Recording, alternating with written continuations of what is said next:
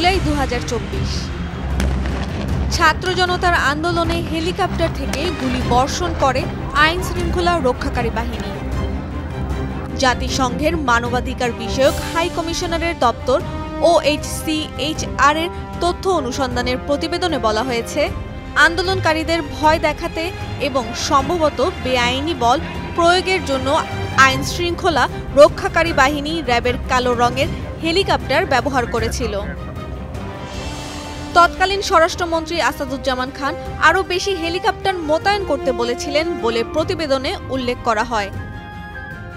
OHCHR-কে দেওয়া প্রত্যক্ষদর্শীদের তথ্য অনুযায়ী র্যাব ও পুলিশের হেলিকপ্টার থেকে বিক্ষোভকারীদের ওপর বারবার কাঁদানে গ্যাসের সেল ছোড়া হয় বেশ কিছু এলাকায়। মিরপুর, মহাখালী, ধানমন্ডি, বাড্ডা, মোহাম্মদপুর, রামপুরা, শাহবাগ, বসুন্ধরা, গাজীপুর ও যাত্রাবাড়ি। সেই সঙ্গে রামপুরায় সাউন্ড গ্রেনেডও ছোড়া হয়। প্রতিবেদন অনুসারে হেলিকপ্টার থেকে আগ্নেয়াস্ত্র দিয়ে বিক্ষোভকারীদের ভিড় লক্ষ্য করে নির্বিচারে গুলি ছোড়া স্বাভাবিকভাবেই মানবাধিকারের মানদণ্ডের লঙ্ঘন।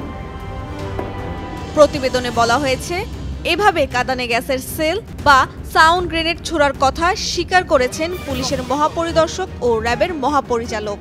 তবে এই দুই কর্মকর্তার কেউই র্যাবের হেলিকপ্টার থেকে নিরাপত্তা বাহিনীর সদস্যরা গুলি ছুড়েছিলেন কিনা তা নিশ্চিত করতে পারেননি। র্যাবও একটি প্রতিবেদন দিয়েছে OHCHR-কে। র্যাবের সে প্রতিবেদনের বরাত দিয়ে OHCHR বলছে, বাহিনীটি হেলিকপ্টার থেকে 738টি কাঁদানে গ্যাসের সেল, 190টি সাউন্ড গ্রেনেড ও 557টি স্টান গ্রেনেড ছুড়েছে। আন্দোলনের সময় ধারণ করা কয়েকটি ভিডিও বিশ্লেষণ করে দেখা গেছে, দূর থেকে দেখলে ওই লঞ্চারগুলো রাইফেল অথবা শটগানের মতো দেখতে লাগে। যদিও কাঁদানে গ্যাসের সেল ছোড়ার পর সেগুলো পেছনে লেজের মতো সাদা ধোঁয়া দেখতে পাওয়া যায়। এ বিষয়ে আরও তদন্ত প্রয়োজন, যেখানে আইন শৃঙ্খলা রক্ষাকারী বাহিনীর পূর্ণ সহযোগিতা জরুরি।